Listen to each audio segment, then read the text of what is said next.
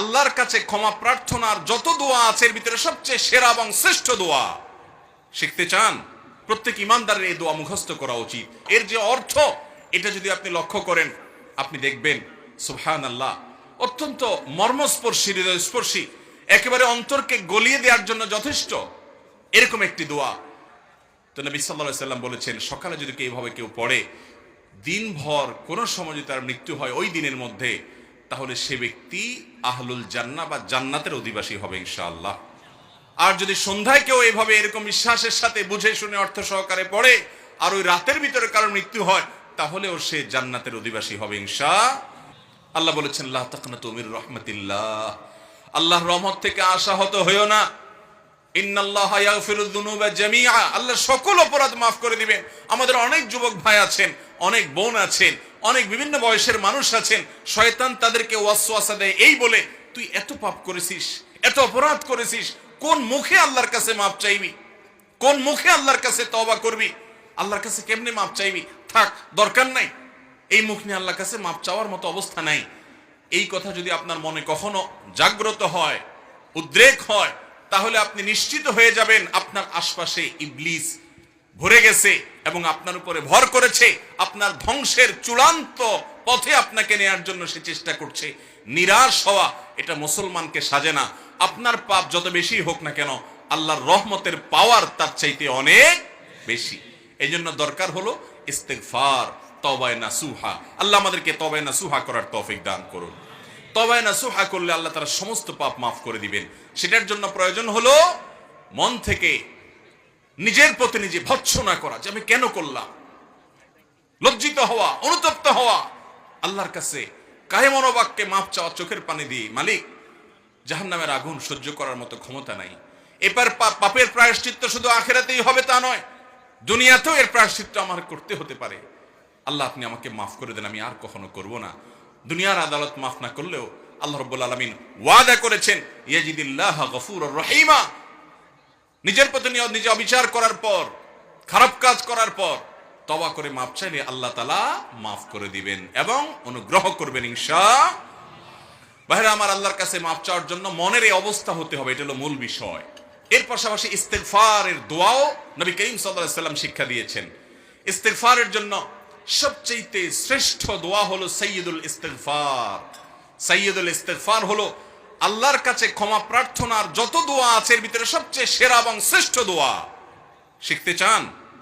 আমরা অনেকে জানি আলহামদুলিল্লাহ, প্রত্যেক ইমানদারের এই দোয়া মুখস্থ করা উচিত। সাইয়্যিদুল ইস্তেগফারের যে মর্ম, এর যে অর্থ, এটা যদি আপনি লক্ষ্য করেন আপনি দেখবেন সুবহানাল্লাহ, অত্যন্ত মর্মস্পর্শী, হৃদয়স্পর্শী, একেবারে অন্তরকে গলিয়ে দেওয়ার জন্য যথেষ্ট এরকম একটি দোয়া। আল্লাহুম্মা আনতা রব্বি, হে আল্লাহ আপনি আমার রব, আপনার সাথে আমার সম্পর্ক হলো আমি আপনার গোলাম আর আপনি আমার পালনকর্তা, আপনি আমার রব, আমি এটা স্বীকারোক্তি করছি। আল্লাহুম্মা আনতা রব্বি লা ইলাহা ইল্লা আন্ত, আল্লাহ আপনি ছাড়া সত্যিকারের কোনো মাবুদ নাই, ইবাদত আর দাসত্ব গোলামি করার উপযুক্ত একমাত্র আপনি, আর কেউ নাই, এই তাওহীদের সাক্ষ্য আমি দিচ্ছি। খালাকতানি, আল্লাহ আপনি আমাকে সৃষ্টি করেছেন, আপনি আমাকে সৃষ্টি করেছেন। ওয়া আনা আবদুক, আমি আপনার গোলাম। ওয়া আনা আলা আহদিকা ওয়া ওয়া'দিকা মাসতাতা'ত, আল্লাহ আমি আপনার সঙ্গে কৃত যে ওয়াদা আছে, আমি যে সৎপথে চলার প্রতিজ্ঞা করেছি, আমি যে ঈমান এনেছি, আমি যে স্বীকারোক্তি দিয়েছি যে আপনি আমার রব, এই ওয়াদার উপর, আপনার সঙ্গে করা অঙ্গীকারের উপরে যতটুকু সম্ভব আমি থাকার চেষ্টা করেছি।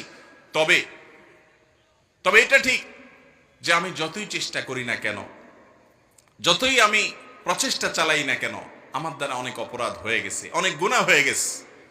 আউযু বিকা মিন শাররি মা সানাত, আল্লাহ আমি যা করেছি পাপাচার, অপকর্ম, গুনাহ, অপরাধ, আমার এই কর্মের যে ফল হতে পারে, এটার যে চরম পরিণতি হতে পারে, এর যে ক্ষতি হতে পারে, এর যে অনিষ্ট হতে পারে, এটা থেকে আমি আপনার কাছে পানাহ চাই। আল্লাহ আমাকে যেন সেই ক্ষতি স্পর্শ না করে আপনি মাফ করে দেন।